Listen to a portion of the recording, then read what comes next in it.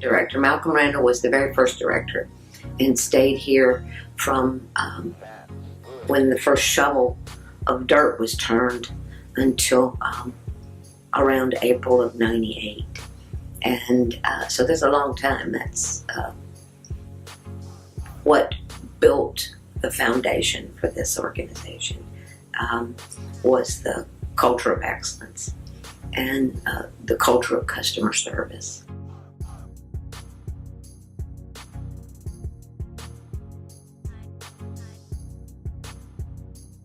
Well, actually, I was working at the University of Florida, and the VA was just being completed, and I just came in and applied for a job.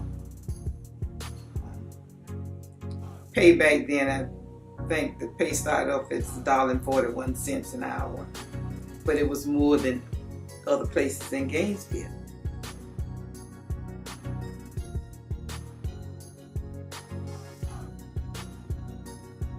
The stores, but to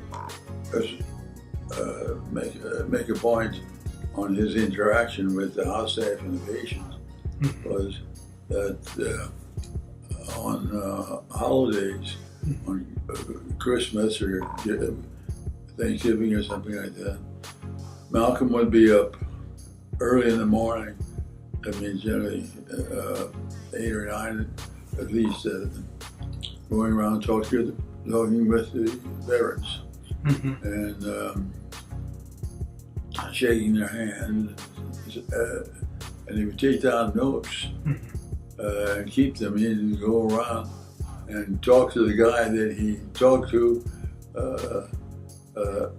maybe a couple of days or a week earlier, and that kind of really impressed him.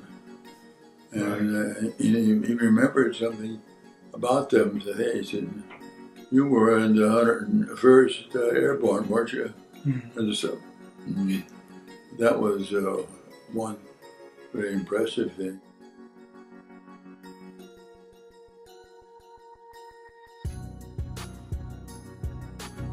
There's no question that if it was good for the veteran, then Malcom would get it. It was as simple as that. He was very much a VA, a veteran supporter, because he was a veteran himself, It was very meticulous in his dress, and, he always came with the gold cufflinks and that kind of thing. He was a wonderful man.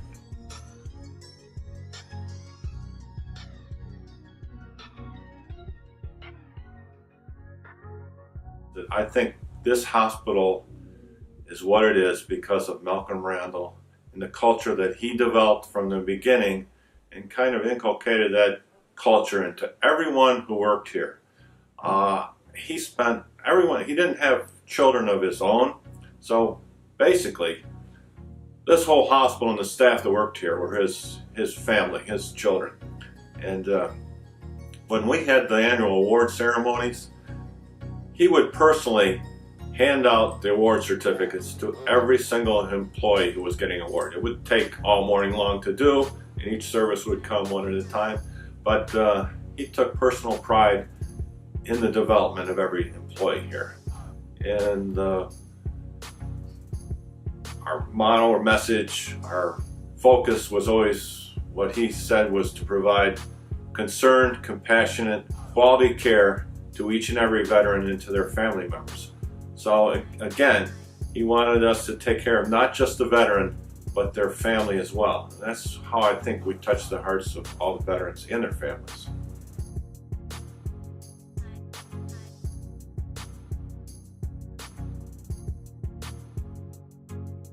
He focused on the patient. He focused on the team and the unity of the team. You often hear at hospitals, they'll say the clinical side of the house or the administrative side of the house. There was none of that at this facility because we all in some way contributed to the excellence in patient care, regardless of what your role was. Everyone knew that their job, their task, their functions was critical to patient care. And I think that's what drove this culture, and I think that's still prevalent today. As you read letters from patients, and having personally experienced it with both my husband and my father, the care here is unparalleled. You won't find the quality or the dedication that you see from the employees here. I always like to say that working as an employee for Veterans Health Care is a calling. You either love it or you need to find something else to do, because these are the men and women who gave a piece of their lives, and some of them many long years of their lives, for the protection of our country. And I think that spirit of looking at being an employee at the VA is what kept me that dedication. I came here straight from the Florida State University, and it was at the end of the Vietnam War, so we were getting all the young Vietnam veterans, and they were my age. I mean, they were the men and women that I went to college with, went to high school with, and so to participate in improving their lives was also a motivator for me.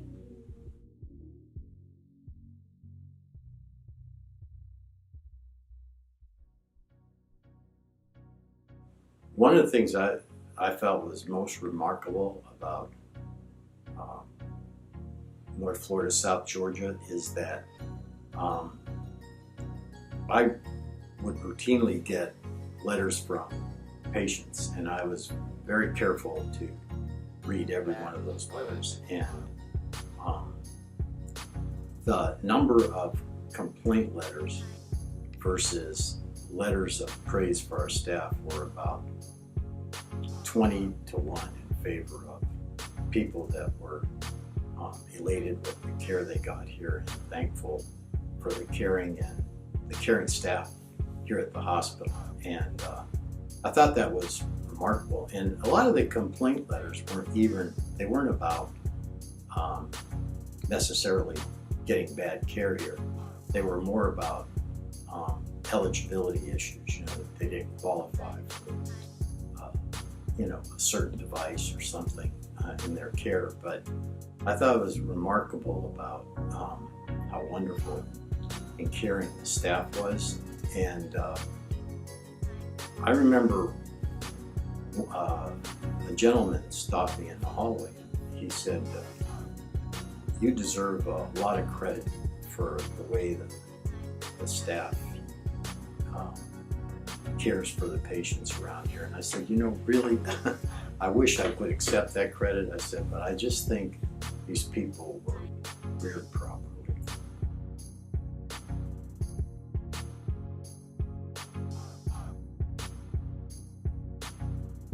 Consolidation was a very interesting time because Lake City, a very good hospital, was very different from the Gainesville VA. And the reason for that is that the Gainesville VA, we consolidated with Shands, and the doctors worked both sides of the streets, Lake City was a country hospital. Very good, but very country. And let me tell you about the Lake City place. When I first went up there, I was astounded because at that time, they used to restrain. They used to restrain their patients so they wouldn't, fall on the floor, and they wouldn't, fracture themselves and so forth. Now, as people get older, they fall on the floor, So anyway, when we consolidated the hospital, I had a great nurse from my long-term care group, and so I put her in charge. And what she did was she completely changed the system up there. She made sure that the veterans had all low beds so that if he fell, they wouldn't fall very far. And also, we had mattresses put down on the ones that would be candidates for falling, so that if they fell, they didn't hurt themselves. Okay, so we didn't. So that the doctors didn't like the idea that we were going, restraint free, but that's the way it was. We didn't have any restraints at the Gainesville VA, and it certainly wasn't going to have any restraints when we consolidated. So that was a big time. So then what happened was, shortly thereafter, we had a visit from JCHO, and that's JCHO comes in and they evaluate you and so forth. And so they wanted to know, well, what did we do in the last year? And I said, well, let me tell you. So I told them the story about taking away all the restraints and putting in all the new furniture and so forth. That we passed JCHO with flying colors. There was no question about it. Yeah. So.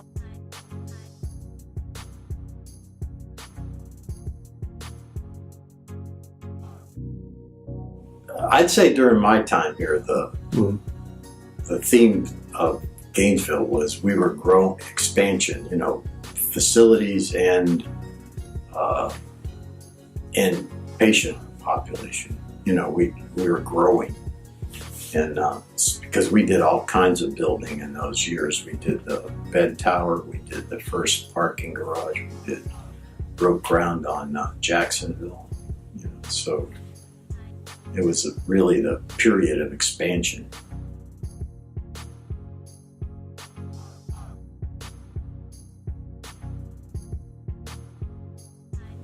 One of the interesting things is that things were always changing at that time. So the staff was used to experiencing change, and they just adapted to it very well. And but there was, as you point out, there was always something going in terms of growth, because we, at that time, in addition to the facilities we built here in Gainesville, we also upgraded Lake City. We also probably added 6 CVOCs during that time.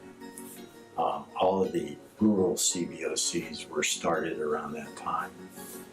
I forgot that we also built the villages,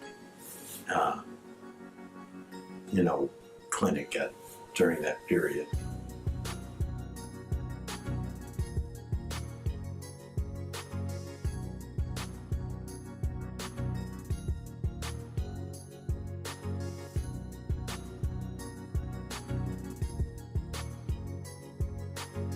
I worked at the Malcom Randall VA Hospital from 1984 until my retirement in 2012. I had many opportunities to leave for greater and better jobs, so to speak, but I wanted to stay here to work, and a big part of it was being able to work for Mr. Randall from 1984 until his retirement in 99, and then for some subsequent great directors who worked here, Dr. Hadley, Fred Melfers, Tom Capello, and great service chiefs. We always had fabulous service chiefs, so it was just felt like home to me. It was like a family. Mr. Randall used to have meetings with the whole hospital at least once a week. This was before the hospital opened up. And we all were together in the auditorium for a meeting. And after it opened up, once a year he had a function wherein we all came together. But mostly he focused around the originals, as we are called, the ones that were here before the hospital opened up. And the 28 years I was here, it was, we had our ups and downs, but we were like a family. Yes, I had a couple of not the best cars when I was moving down here. My first day on the job, I kind of rolled in with, I think it was a 1972 Plymouth, and they used to have some of those velour tops. Well, this one, the velour top had kind of partially come off, so I kind of spray painted it. Didn't really do a great job on it. So I pull into the parking lot, and I'd already had noticed where my parking space was, and got into the spot, carefully parked, because they said Mr. Randall comes in a brand new Cadillac, so I wanted to make sure I was out of his way. I would get into work early. My secretary is in the office, Kathleen Sack, and she says, "Mr. Sutton, something's going on in the parking lot." I said, what do you mean? From that time, we could actually look out from the park, from my office into where our parking space was. And Mr. Randall's there pointing it at my car, and Mr. Snowden, the chief of police, was out there pointing at my car. He had his radio going. All of a sudden, Mr. Randall then walks, kind of stomped into the hospital, comes into my office and says to Kathleen and me, I'm glad you're here, Tom, and I apologize. Somebody parked some junker in your parking space and we're going to get it towed. So then I had to tell Mr. Randall, that's actually my car. That's okay. And he was so composed. Not a problem, Tom. I'll sometime take you up to Brazington Cadillac with me.